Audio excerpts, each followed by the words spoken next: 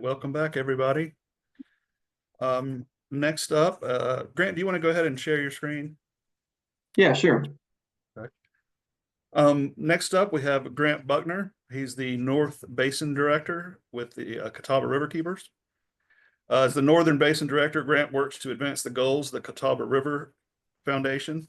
Grant collaborates with Lake James Environmental Association, Foothills Conservancy of North Carolina, and a variety of other stakeholders to create, plan, and prioritize a list of projects that will improve water quality in the Northern Basin. Additionally, he helps the Catawba Riverkeeper coordinate and implement current projects such as the Swim Guide program.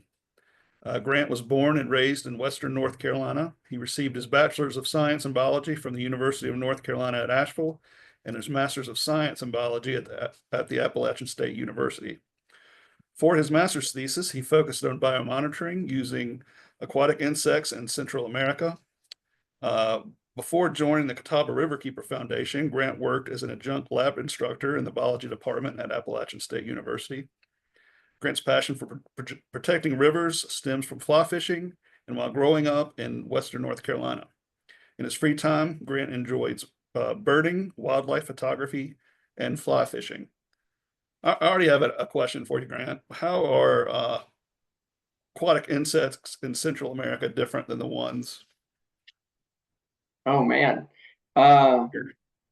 so they're very similar and they're very different at the same time. So just a lot of different species, and a lot of them haven't been studied as in depth. So in some instances, we were using keys from Texas and Arizona to key Mhm. things in Belize. So they fulfill the same roles and they have a lot of same characteristics.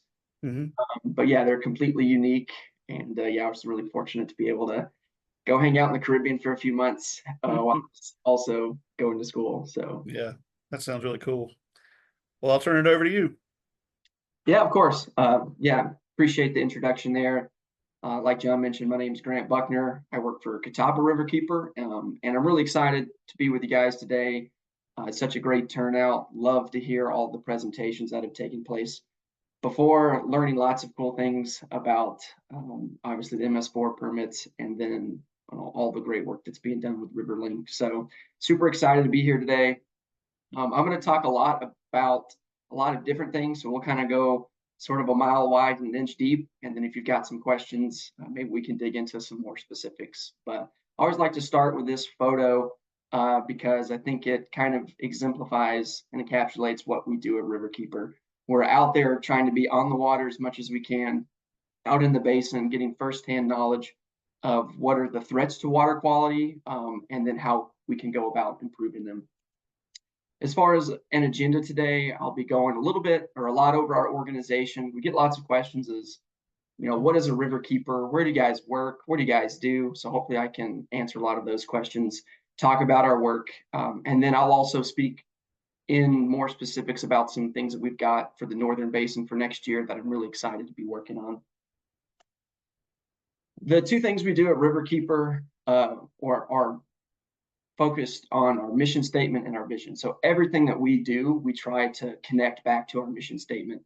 That is to preserve, protect, and restore the waters of the Catawba Watery River Basin for all through education, advocacy, and engagement. So I do most of my work on the protection and restore components of that, but we have lots of staff that are working on that education, advocacy, and engagement. Those last two bullet points really can't be understated as far as advocacy and engagement goes. Those are two things that we really started to get into in the past 4 or 5 years, and we've seen a lot of positive outcomes. We actually have someone dedicated to working on policy changes at our organization, and that was a huge step up. And then engagement, getting people out on the water, getting them involved, whether that's a cleanup, whether that's collecting water quality, and whether that's drinking beer, which I'll talk about how that helps us raise money for the river. All of those are important ways that we can get people engaged in our mission. And then, of course, our vision is for a river that can sustain plentiful and clean water for generations to come. I always think about this one story when I think about our vision, because we had just left a staff retreat and I got an email from a high school student. There's this long list of questions about water quality. What do you do for Riverkeeper? What does pH mean? All of these different questions. And the last question was, why is water quality important? And the answer is sort of obvious, but it took me a little bit to get to it. I typed out this whole thing about how it's important for aquatic insects because that's obviously where my brain goes at first. And I backed over that and I was like, well, people need this to be able to enjoy the river. And then I, kind of backspaced that talk and then expanded on a little bit on, how why it's important for the economy. And then I just sort of hit with a moment of clarity, and it kind of surprised me that it took me that long. But the obvious answer is because we can't survive without clean water. Our organization goes back a little over 25 years. We were founded in 1997, based out of kind of Lake Norman, Charlotte area. A bunch of people got together and decided that there needed to be an organization that could be a voice for the river. It's our river, it's the public's resource. So how do we kind of be an advocate for the river on behalf of the river? At that time was right when a few other riverkeeper organizations were started. So we were sort of lucky at Catawba Riverkeeper to be one of the first, 5 or 6 organizations to start up in North America. And now that's expanded to every major river basin in North Carolina has a riverkeeper. I think every state now has one, and there's over 300 globally. And we're all a part of the Waterkeeper Alliance. So you can be a bay keeper, you can be a creek keeper. The old measure was if you had a budget and a boat sufficient for your waters, you can be some sort of keeper. That has obviously been whittled down into a more specified criteria now. But essentially, a lot of that grassroots sort of organization still exists. And so we're all under the Waterkeeper Alliance, but each Waterkeeper, Riverkeeper organization functions pretty much independently. We stick to our basins because there's plenty of work to do. The Catawba River was once named the hardest working river in America due to just the sheer number of people that rely on it for drinking water. When I turn my tap on in Morganton, it's coming out of the Catawba River. I imagine most people here, if you're in the Catawba River and you're not on well water, then you're going to be getting water from the basin. Also electricity, when I turn on my light switch, a lot of that is being generated through hydropower maintained on the Catawba River waterways. It's over 8,000 miles of streams, almost 9,000, over 5,000 square mile basin in 2 states. And so it's a massive amount of area. And so a lot of what we do, although we have about 20 full-time staff, so I like to think we're a larger, small nonprofit. That's still not enough people to spread out in that basin. So we actually have members who support our work either through their volunteer hours or by donating.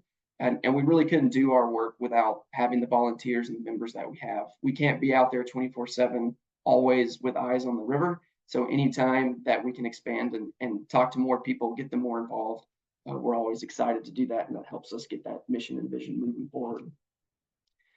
The main stem of the river itself, so I've called it the Catawba Wateree River Basin. A lot of times I forget about the Wateree part because I'm up here working in Morganton a lot. But there's 225-mile section of the Catawba River main stem. And then we add on another 75 miles of the Wateree River that my counterpart in the Southern Basin works on. The headwaters sort of begin up here in the Black Mountain area, not really Black Mountain. As soon as you cross, kind of coming down Old Fort Mountain, you're coming in the Catawba Basin. And that kind of expands all the way up on the other side of the Blue Ridge Mountains, pretty much all the way up to Blowing Rock. We're kind of lucky that we've got we got Pisgah National Forest, some really good water resources at the top. And then at the very bottom, we have Congaree National Park. So once it gets into Congaree National Park, we actually hand that off to the Congaree Riverkeeper. But we've got really good protection and really good water quality at the top and the bottom of the basin. So we do a lot of the work in between those areas. We have a highly managed system. There are over 11 lakes, none of them that are natural. They were all created for drinking water and hydroelectric power. And there's over 14 dams that sort of create those reservoirs. I've referred to the Northern Basin. It lines up similarly with the Upper Catawba. We don't call it the Upper Catawba because then we'd have to call people in South Carolina the Lower Catawba, and that wouldn't fly well in South Carolina. So when we're talking about the Northern Basin, it's basically everything that's behind the Lookout Shoals Dam, or we kind of say above Lake Norman. Again, we go around and try to divide this. So I'm the Northern Basin Director. We just hired another South Fork watershed manager that will be working exclusively in the South Fork Basin. We have a grant out for a Central Basin manager to kind of work on that Lake Wylie and Lake Norman area. And then we have a Southern Basin manager who right now is looking after the Southern Basin, pretty much everything kind of below Lake Wylie, and then also the Wateree Basin. So she kind of looks after both of those right now. We'd like to continue to expand this into the Wateree Basin and some other areas, but we do that divide and conquer model. And it's still, we've got 1 or 2 staff for the Northern Basin, so we still have a lot to look after. But this has been a huge step in the right direction for our organization. We've got a lot of different locations. And one thing about being in a nonprofit is that we try a lot of different things. So my office is located in Morganton. We are at Foothills Conservancy. I tell people we squat in their basement, but we do pay rent. So we have a water quality testing lab there where we do our E. coli testing. So we don't have to drive samples down to Charlotte. We just have to get them to Morganton to analyze. And we're also going after some state certification stuff, which I will talk about in a little bit. And we've got some funny spaces that you wouldn't really associate with an environmental nonprofit. In Cramerton, we've got a river arts music venue where we have beer, we have concerts, and all of that funds, all of the funds generated from that go to the South Fork Collective, and also to help raise money for the South Fork Watershed Manager. So we've really tried to sort of diversify where our funds are coming from, so it's not just grants and donations, but we can actually generate some revenue. That holds true for one of our locations in McAdenville called the Boathouse. This is basically our office right on the river. 4 years ago when I started, we moved out of downtown Charlotte. Thank goodness, because I still have to go down there once or twice a month. But we moved on to the banks of the South Fork River, and that was a huge shift in our organization. It put us more boots on the ground with a watershed that's really struggling. And from there, we run a lot of our kayak rentals, recreation hub, again, trying to get people out on the water. So when we go back with those asks to protect the water, to sign on to this letter, to come out and volunteer with us, they're much more likely to do that once they've interacted in an intimate way with our basin. Our headquarters is also in McAdenville, Christmastown, USA. We have offices, we have a conference room, we have a water quality testing lab, we have a classroom, and then we have a public tap room. So we actually do operate a private or a public tap room there. Again, something new. A lot of people are happy to pick up trash. Some people maybe not want to get out there, so they can come out and drink beer and help raise money for the river, right? I mean, who doesn't want to do that? So it's also really easy to get that 4 o'clock meeting on a Friday when we can sort of say, oh, by the way, we'll open up the taps after. So that's also been a nice touch to add. We have a floating classroom on Lake Norman that is going to be launching this year. It's a 30+ foot tri-tune boat where we've got microscopes on there. We're going to do a lot of education programs on Lake Norman with that this year. We've been working on that for quite a while, but really excited that we can finally launch that. Our advocacy person is kind of headed up in Charlotte. They do a great job about getting out to all the basin, but that's sort of where their operations kind of run from a little bit. And then we also have an outdoor classroom in Fort Lawn, South Carolina, which has an interpretive trail. And we're also trying to engage that in more of the education realm. Okay, so that's sort of where we're at, how we work, what our mission is. There are a lot of threats and a lot of issues in our basin, but everybody wants it summed down to one digestible piece. And so in an effort to do that, no surprise, after hearing about our first 2 talks this morning, it's going to be stormwater. So the single biggest threat we see to water quality is an outdated development practices amidst a rapidly growing population. That's increasing impervious surface from development, increasing the velocity of the flows, causing more erosion. One thing we do with our recreation, where we're tying it back to the mission here, is this photo to the right. We like to take people to where you have a nice clean river coming in because it's being filtered through one of the lakes, and bring that first trip downstream that comes in from an urban area and kind of show people firsthand. This is what's happening when it rains. We're getting tons of things washing in. So again, really tying in our mission and what we're doing about it, engaging the public to hopefully get involved with more of what we're working on. The areas that we're focusing for water quality are sort of these 4 bullet points down here, which is stormwater, permitted pollution, monitoring, and research. I'll go into a little bit more about each of those, the first being stormwater. We like to call it urban stew, again, trying to break down barriers for people who may not have a big science background and don't automatically think of stormwater as we think of it. Making sure they understand that you don't really know what's in it. There's always a lot of turbidity, but anything that was on the ground during a rainstorm got flushed in with it. That's car brake. That's all of the bacteria that's in the cow excrement that's along the riverbanks. That's oil spills.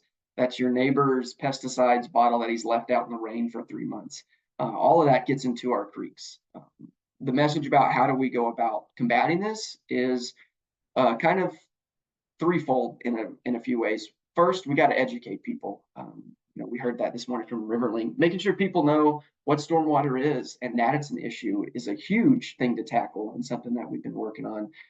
With the advocacy, trying to modernize regulations, get larger buffer zones, stronger stormwater management regulations, and then putting some actionable items that everyday people can do, like the rain barrels, like the rain gardens, talking to them saying, we want you to do all this, but if you want to take care and make an impact, you can still do that. One area we work a lot is permitted pollution. In the northern basin, compared to other parts, we don't have as much permitted pollution. And that's what we call it because that's what it is. The NPDES system gives people the ability to discharge a certain amount of pollution into the river. That's supposed to come up for comment every 5 years. Sometimes it can go a little longer. DEQ is constantly understaffed and underfunded. So we're constantly, trying to make sure that we're helping to fill in gaps if possible. So when those comments or those permits come up for comment every 5 years, we're on the DEQ website every day, waiting for them to get posted, trying to do our best to make sure they're up to the most recent administrative code that's published. And so I'm reviewing those, my coworkers are reviewing those, again, to make sure that what is actually supposed to be occurring as far as regulations go is being followed through on. Monitoring is something that we do a lot of. We got a little bit into the autonomous sensors because a lot of our issues that we see are stormwater driven. It doesn't always rain while we're at the office. It doesn't always rain 9 to 5. So we've got a few autonomous sensors more centrally located. We've talked about expanding them and we're kind of working through that. They're really expensive. They tear up a lot, so it's a big pull. But we do see a lot of benefits. We can capture those rainstorms at night. We can see what that turbidity got up to at 3 a.m. When no one else would be able to get out there and collect a sample. So on the flip side, one question we get a lot is it safe to swim? And that has only increased drastically since Helene. So during the summer, we will collect sites, E. coli from over 60 sites across the basin. And we do this with volunteers. We have dedicated boat captains who go out on the lakes before sunrise, collect the samples, drive them to the office, and then we run them and try to post those by Friday between Labor Day and Memorial Day to give people that time to say, oh, okay, is it safe to swim? Before I go ahead and hook up my boat and haul it to the lake, when if it's not safe to swim, you've gone through the effort to get there. So you might say, oh, I'm not going to worry about that today. What's the harm? And we do see mostly fails after these large rainstorms. So we also try to connect that into our work again. Hey, the reason it's unsafe to swim is because we have rain, because we have a lot of storm water coming in. One thing that we expanded a few years ago, when I first started, was this idea of restoration. We realized that we're not going to be able to just protect our way back into clean water for the future. Even if we got all the storm water taken care of, there would still be some issues that have been caused in the past. We've been actively manipulating channels, riverbanks, burning up rivers for 200 plus years, and we still see those impacts. So there are a lot of areas that are going to need to have restoration efforts executed, and that is something that we are focused on more so than we ever have been. Some examples of those Again, trying to do that small bite-sized chunk. There are so many streams and rivers that are going to need some sort of restoration. It drastically outpaces the amount of funding that's available. So how do we make those smaller pieces that, you know, everyday citizens can do, like live staking, like stream bank repair, shoreline stabilization, working above the high water mark so you're not, you know, needing permits to put in erosion control measures, things of that nature. One unique thing we did, the spider lily propagation project. Again, this is in South Carolina, but if you've been to parts of the Catawba in South Carolina, you can go see the spider lilies, which bloom every spring. There's over 1,000 of them, and so you're paddling down the river and you just pop out into this giant part of the river that's full of these beautiful lilies. Those are endangered, and they used to be where a lot of steep, rocky sections of the river are in South Carolina, which is coincidentally where a lot of dams were built. So there's some new areas after the relicensing that are receiving water full time in the ideal habitat. And we have been involved trying to replant those with volunteers to expand that range. We also, again, take a lot of different swings at things. I led a beaver dam analog project as a new type of restoration on a very small tributary in Burke County a few years ago. We're kind of still monitoring that. We've seen a lot of good things from it. Again, with this idea of we don't have enough money, or there's not enough money out there to restore all the streams. So how can we provide sort of a different tactic? A lot of times beavers can get a bad rap. Sometimes they flood roads. Sometimes they chew down someone's favorite tree in their front yard that they've had forever. But they were here and present on the landscape and had a significant influence on our rivers. And so when we talk about restoring them to what they once were, beaver are a part of that conversation. Probably most people know us from River Sweep. That's our annual cleanup we do every year. Again, this is a huge way we get people out to engage in the river. A lot of these restoration projects and education and policy, they take time to see the impacts. They're super important. But one thing people really like to do is pick up trash.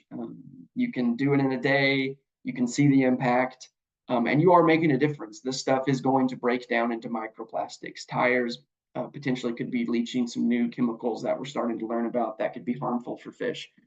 So again, this is an impact they can have. The last few years, we've removed over 100,000 pounds every year consistently. We're going to do that this year. We're going to outpace what we did in 2023. We removed over 1,000 tires last year. Again, on pace to have more tires pulled out again this year. In the last 5 or 6 years, this year we're going to cross the threshold to 600,000 pounds, and probably will end up at 1 million in the next 4 or 5 years. All of this is done with our volunteers. And we're super lucky to have so many partners that participate in these cleanups with us in host sites all across the basin on one day. We also want to get them involved in our Beaver Dam Analog project. We did that with volunteers. You can see them here on our left, building material, weaving that in. That was one of the first projects that was permitted in North Carolina and all of the Southeast to put these structures in to try to restore that stream bed that was really incised. We get them involved in our rocky shoal spider lily propagation. That's a mouthful. And then also our shoreline restoration. You know, we can't do all this by ourselves, and we need the public and partners involved in the efforts that we're doing.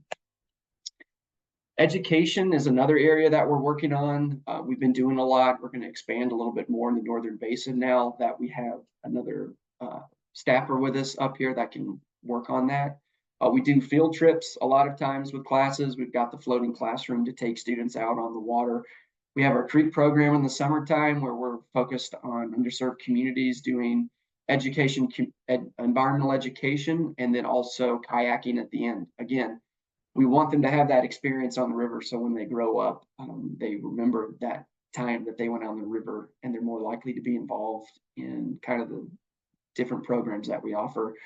We do monthly Riverkeeper learning series. We're not just focused on children. We want adults to know the importance of water quality and what they can do about it. We do rain barrel workshops. And then we also do some educator professional development workshops. Our current education director wanted to get their certification for environmental educator and was having to travel to Raleigh, Nashville to get those credits. And it really stepped in and realized, hey, we can do this in Charlotte so people don't have to drive 3 hours, to provide that resource for more educators, to have more people out there shouting from the rooftops about, the importance of environmental education. And then, of course, I've said this 1,000 times already, I feel like, but engagement. Getting people on the water through kayak rentals, through guided tours, through our cleanups. We can't go to every table, sorry about that, every table and event that gets requested. So training volunteers to be ambassadors for us, having them involved in science projects like our swim guide efforts, like our trash traps that we have placed in all through the basin, fishing line recycling, water quality sampling.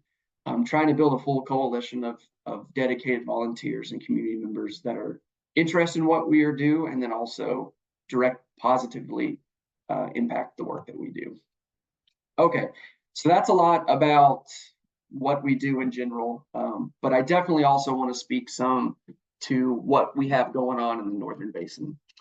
In the Northern Basin specifically, the stormwater stuff applies for the whole basin, but there's a lot of impervious surface around parking lots.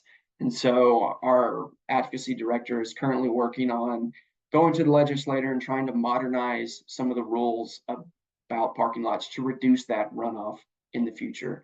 I think it was said earlier, we're only going to get more storms. They're only going to be becoming more frequent and infrequent, but they're also going to be more intense.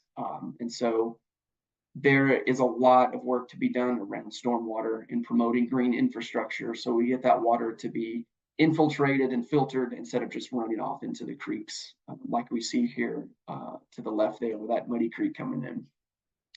Water quality monitoring wise, we are working on becoming a state certified lab for aquatic insect sampling. It's sort of a unique ability that I have through some of my background, but the power of being able to go out and collect a sample and have an idea of what the water quality was like over a long period of time is really important. People want to know, hey, is this creek doing okay? Should this be 303 delisted? And sometimes we don't have great answers for them. So to have the ability to go out, collect that sample and say, hey, you know what? This actually should be 303 delisted, and we're a state certified lab, and we'll get that listed so it can be higher up on the list for restoration, is something that we're excited and working on. It's also, it's the canary in the coal mine.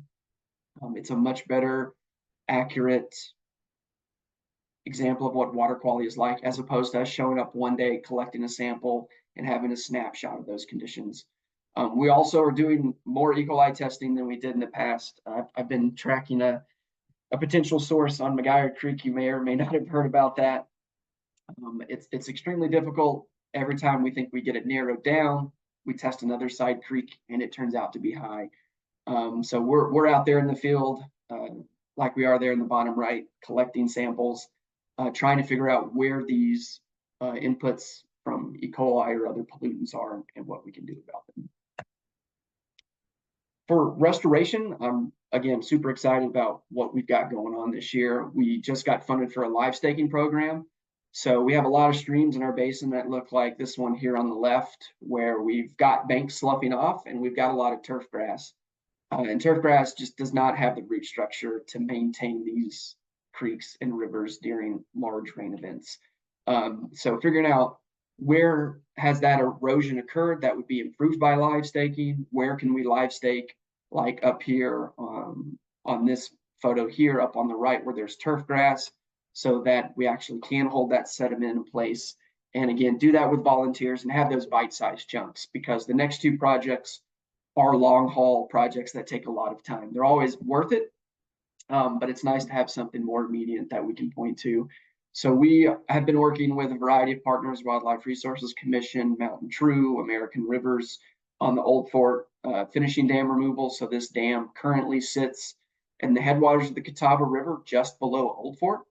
So we are focused on removing that. We think there's a chance it could come out this spring, still kind of up in the air, but we've got the landowner permission, we've got designs, we have an engineering team, funding has been dedicated to it. So we're still just trying to finish off that last little chunk of funding. to get that removed. And that is something that can't be understated, the importance. First of all, it's a recreational hazard. When you're floating through this river, it's like an infinity pool. You don't even really know it's there until you're on top of it. And there isn't a hydraulic at the bottom of that could be a keeper. Right now, it's kind of out of sight, out of mind, but we've seen a lot of increase in recreation since COVID, and more people are getting out on the river. On the other hand, too, this sits right in between some really good high water quality resources. So we've got the Catawba River that's forested coming in to Old Fort. We've got Mill Creek, which is also heavily forested, coming in behind the dam. And then below there, we have Curtis Creek, which is one of the best water quality streams that we have in our basin. And so removing this dam is removing barriers to cold water species migration. And there are some other species, whether that be trout and cold water species, or some of the mussels that the state is concerned about. Removing that dam is something where has our full attention and is moving in a really good area. We're also working on Canoe Creek with Foothills Conservancy. So we've got phase one, we've got 1,200 linear feet funded for a restoration on their Oak Hill Community Park and Forest.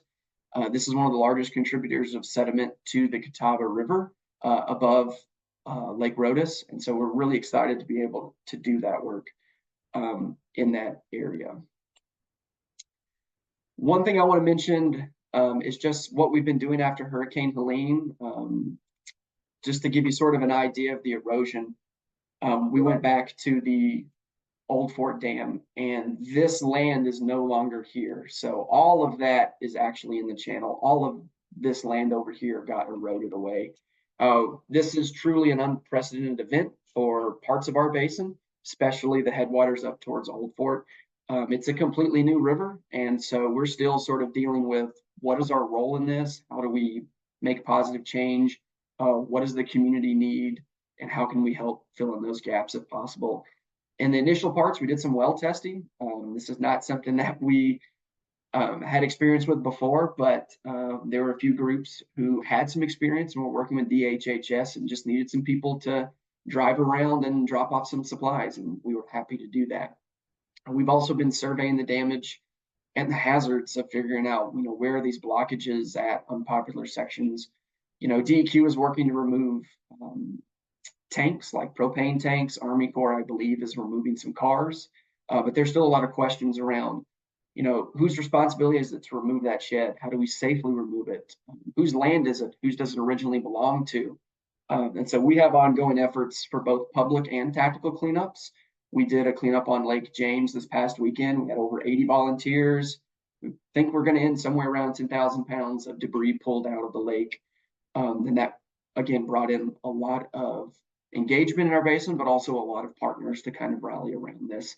And we're also doing water quality sampling. So we haven't been out front kind of promoting all the water quality sampling we've been doing post Helene, just because there still are a lot of navigational hazards on the lakes and on the rivers. But we don't have as many industrial sites in the northern basin as we do in other areas. We're trying to keep an eye out for fish kills as they get reported. We've seen some dropping in E. coli levels as water sewage systems start to come back online. But that's going to be ongoing efforts, and we continually just reach out to the public, and we try to get out there. We're planning scouting panels, trying to get information as best we can. But anything anybody sends our way, we always try to check on it. And then lastly, one thing I like to highlight is just the collaboration and the partnerships that we have at Riverkeeper and how important they are to us. There's so much work to go around that we can't do it all. We fully recognize this. So whether that be the city of Hickory putting in a trash trap and asking for us to help out with that, or the COG coming out like Carolina did to our cleanup to help host as a site captain, Foothills Conservancy working on us to help a restoration project, corporate groups wanting to do a cleanup, private citizens wanting to do a cleanup, just all the different collaboration and partnerships that we're involved in is something that I think is really unique and really inspiring, and a reason why I was super glad to be out here speaking today, because I think there's probably a lot of people here that we have partnered with in the past. And if we have, we really appreciate it, or people we'd like to partner with in the future. I'm getting ready to finish up here. The last thing I'll say is, we do have that pollution reporter app. I was thinking about ours the whole time. When Mooresville's talking about their MS4 survey 1, 2, 3 dashboards, it does make your life so much better. And so we have people report issues online. They can go to our website. We have an app where they can report that, whether that be trash, potential sewage bills, anything. And then we try to report that to the correct people. And then if you want to dig in a little bit more to your local areas and know, hey, what is the water quality like? What is the non-point source pollution issues in our basin? We do put out an annual state of the river report, trying to answer some of those questions so we have a resource to point people to, so they can dig in on their own and go as local as they kind of need to, when we're answering questions about what is water quality like in this small creek. And sometimes we don't have a good answer to that. Maybe we haven't been there, but giving them a resource that they can look up and see general in the area, kind of what's going on. So with that, yeah, I just appreciate the opportunity to speak. If you're not involved with us, we'd love for you to come out, become a member, volunteer, visit a retail location. You can always schedule a meeting to come down and drink beer. And then with that, I will toss it up to questions and try to answer them as best I can. Thanks, Grant. If there are any questions, please put them in the chat. In the meantime, Grant, I'll ask a question. Sure. Do you have any other pollutants that you test for in your lab other than E. coli? Yeah, so we have water chemistry. Mm-hmm. So we'll do pH, conductivity, and turbidity, dissolved oxygen. And then sort of based on those parameters, we would decide whether or not it warrants kind of further investigation.